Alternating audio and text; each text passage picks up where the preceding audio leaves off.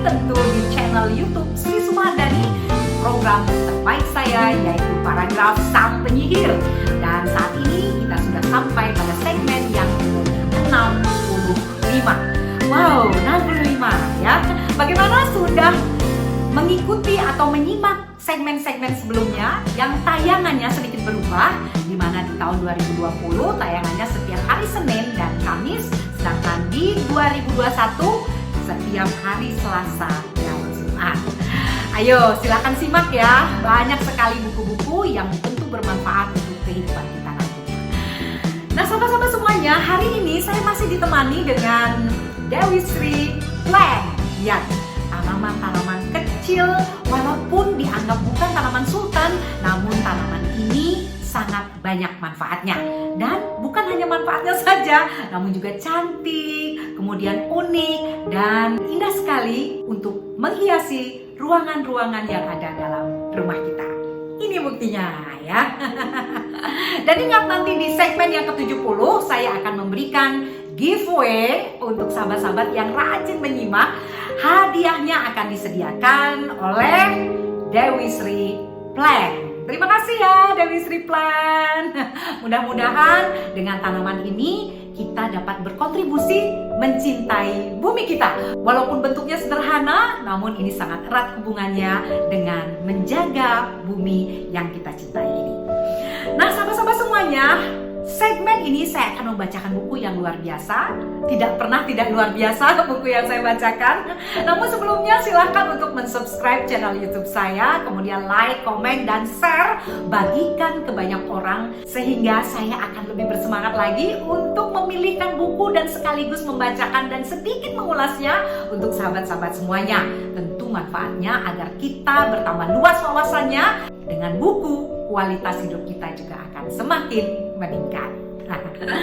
Baiklah sahabat-sahabat semuanya, saya akan membacakan buku yang sangat erat hubungannya dengan kesuksesan.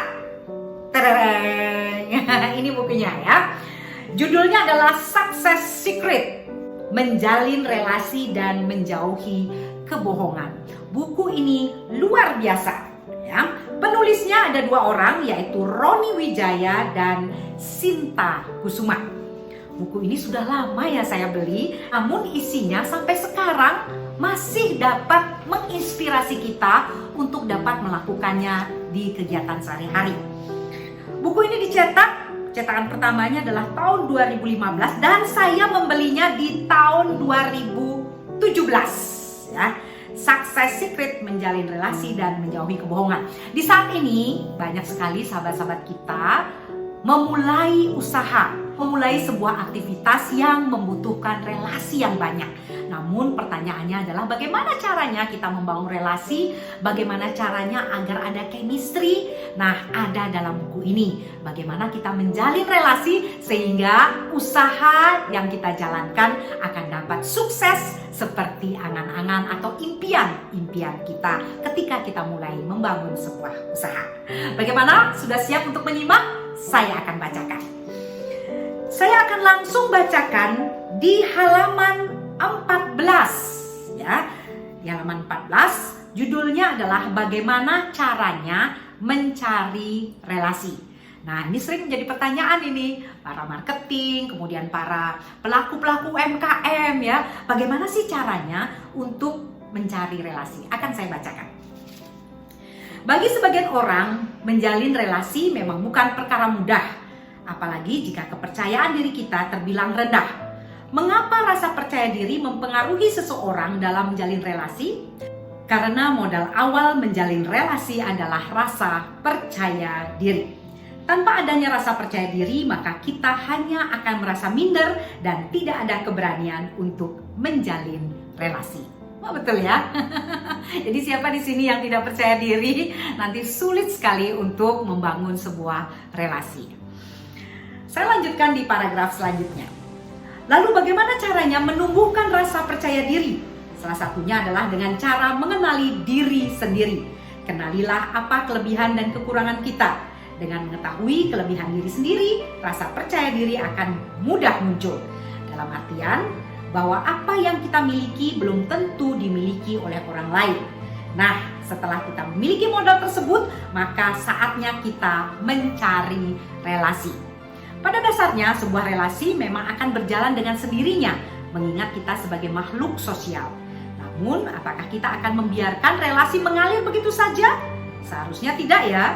Sebab apabila kita hanya menunggu relasi datang, maka prosesnya akan sangat lambat. Berbeda jika kita berusaha untuk mencarinya, kemungkinan hasilnya akan jauh lebih memuaskan. Terlebih lagi jika yang kita butuhkan adalah relasi bisnis, di mana kita harus bergerak cepat supaya perkembangan bisnis dapat melaju pesat. Berikut adalah beberapa langkah untuk mencari ataupun menambah relasi. Cara mencari dan memperbanyak relasi. 1. Berteman. Sebuah pertemanan akan melahirkan pertemanan baru. Hal itu sangat mungkin terjadi, bukan? Misalnya saja Anda berteman dengan si A. Pada suatu hari si A tersebut mengenalkan temannya kepada Anda. Bukan sesuatu yang mustahil jika di kesempatan berikutnya temannya si A juga telah merubah statusnya sebagai teman Anda. Ya, dari pertemanan akan melahirkan pertemanan baru. Seorang teman adalah relasi bagi kita. Konsepnya sama dengan contoh di depan, bahwa relasi lama akan dapat menghadirkan relasi baru. Gampang sekali ya caranya berteman. Kedua, berkomunikasi. Nah, ini nih. Sudah bukan rahasia baru bahwa berkomunikasi akan sangat membantu kita dalam memperluas pergaulan. Bergabung dengan komunitas artinya kita akan berkesempatan untuk mengenal banyak orang. Nah, dari situlah akan tercipta relasi bagi kita. Oke, 3. Aktif bergaul. Ingat ya, aktif bergaul. Seseorang yang mudah bergaul cenderung memiliki banyak teman. Biasanya ia adalah tipe yang supel sehingga gampang bergaul dengan siapapun. Pergaulan tersebut tidak dibatasi dalam dunia nyata saja, tetapi juga di dunia maya, misalnya sosial media. Nah, dari pergaulan yang aktif itulah, maka kita gampang saja menjalin relasi. Aktif bergaul ya, jangan pergaulan yang pasif. Yang keempat, relasi keluarga. Keluarga adalah orang-orang yang sangat dekat dengan kita, maka manfaatkanlah relasi mereka untuk kemudian menjadi relasi kita. Setelah mengetahui 4 langkah di atas, sekarang Anda tidak bingung lagi untuk mencari relasi, bukan? Cobalah praktekkan satu persatu, tidak sulit kok. Selain itu, dari 4 cara tersebut, mungkin masih banyak cara lain untuk Anda mencari relasi. Akan tetapi sebelum mencari relasi, ketahuilah terlebih dahulu tentang prinsip dasar membangun relasi dalam subbab selanjutnya. Di sini tuliskan prinsip dasar membangun relasi. Bagaimana? Saya lanjutkan saja membacakannya ya, karena ini masih ada tautannya ya dengan mencari relasi. Oke, saya lanjutkan. Prinsip dasar membangun relasi. Menurut Whiten dalam bukunya, sebuah hubungan. 1, ini prinsipnya ya. Prinsip dasar ketertarikan fisik. Penilaian individu akan tampilan fisik seseorang akan menimbulkan perasaan tertarik. Fisik di sini dapat digambarkan sebagai bentuk tubuh, paras atau kepribadian seseorang. 2, adanya kesamaan. Setiap orang umumnya memiliki kecenderungan untuk merasa tertarik dengan seseorang yang memiliki kesamaan dengan dirinya. Mengapa begitu? Karena pada dasarnya setiap orang menyukai dirinya sendiri. 3, efek timbal balik. Apabila kita memperhatikan orang lain, kemudian orang lain tersebut berbalik memperhatikan kita, maka efek timbal balik ini dapat memunculkan sebuah ketertarikan. 4, romantik ideal. Nah, ini nomor 4 ya, romantik ideal. Apabila karakter ideal yang diharapkan seseorang ada dalam diri orang lain, maka di situ akan timbul perasaan tertarik.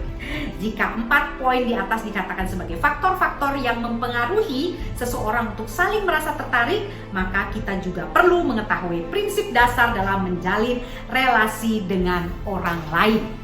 Nah ya, kalau yang tadi adalah prinsip dasar membangun relasi, ada 4 ya, ketertarikan fisik, adanya kesamaan, efek timbal balik, dan romantik ideal. Kemudian pertanyaannya, bagaimana prinsip dasar dalam menjalin relasi dengan orang lain?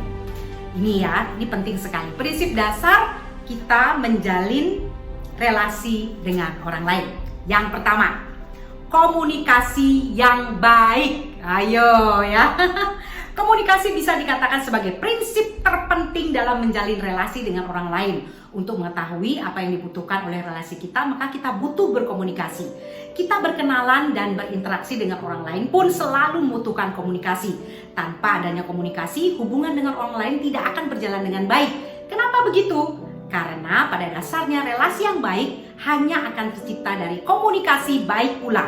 Oleh karena itulah kita harus belajar berkomunikasi yang baik. Pertahankan komunikasi dengan relasi Anda supaya hubungan baik tidak putus di telan waktu. Yang pertama ya, komunikasi yang baik. Yang kedua, saling menghargai. Dalam menjalin relasi, kita harus dapat menghargai orang lain. Tanpa adanya perasaan saling menghargai, maka hubungan yang tercipta akan membuat perasaan tidak nyaman. Wah, ini ya, saling menghargai. 3, sadar akan privasi. Siapa sih yang merasa senang jika privasinya dilanggar orang lain? Apalagi jika orang lain tersebut bukan seseorang yang benar-benar dekat. Tentu tidak menyenangkan, bukan? Untuk itulah dalam menjalin sebuah relasi, kita harus sadar akan privasi yang tidak boleh sembrono kita masuki. Wah, betul ya. Yang keempat, dapat dipercaya. Kepercayaan adalah prinsip penting dalam menjalin sebuah relasi. Biasanya jika satu di antara dua pihak menciderai kepercayaan yang diberikan, maka relasi yang terjalin akan dapat terganggu. Untuk itulah kita harus memiliki prinsip untuk dapat dipercaya oleh orang lain. Yang kelima, saling mempertahankan. Relasi yang kita jalin akan bertahan lama apabila di antara dua belah pihak memiliki komitmen untuk setia dan berusaha untuk bertahan. Tanpa adanya kekuatan itu, maka relasi yang kita bangun dapat runtuh begitu saja. Wow, keren kan buku ini? Jadi rahasia-rahasia kesuksesan itu bagaimana kita bisa menjalin relasi yang baik kalau hal-hal ini belum kita jalankan. Contohnya saja, kita tidak dapat berkomunikasi yang baik dengan orang lain. Kita berkomunikasi itu gagap, kita berkomunikasinya tidak lancar, ya. Kemudian juga kita tidak pernah menghargai orang lain. Jadi kalau ini dilanggar, bagaimana kita punya relasi ya? Kemudian yang ini nih yang penting, sadar akan privasi. Ketika kita berkomunikasi dengan orang lain atau kita berteman dengan orang lain, jangan sampai kita ingin tahu semua hal tentang orang tersebut. Nah, ini orang bilang kita tuh suka kepo. Biasanya orang gak suka ya. Orang itu mempunyai privasi, mempunyai hal-hal yang tidak ingin diketahui oleh orang lain.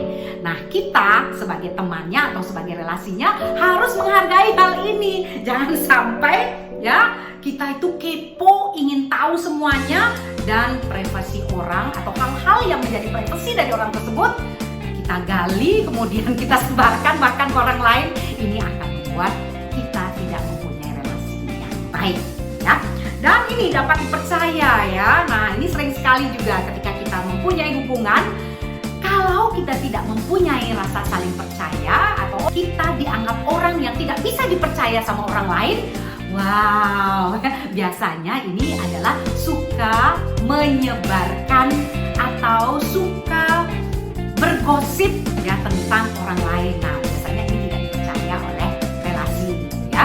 Jadi hati-hati ketika kita bergaul, jangan sampai kita tidak dipercaya oleh orang lain karena kita senang bergosip, karena kita senang membicarakan orang lain tidak di hadapan orang tersebut. Nah, ya, jadi kita tidak dapat dipercaya ya. Nah, yang kelima, yang ini saling mempertahankan. Ketika saling mempertahankan, kita biasanya ada komitmen antara teman, walaupun hanya teman, kita komitmen banyak. Tolong ya, hari ini hanya kamu yang tahu. Ya, dipertahankan. Jika kita mempertahankan komitmen dalam pertemanan atau dengan relasi, maka inilah yang akan dapat membuat hubungan kita dengan relasi kita semakin baik setiap harinya. Ya.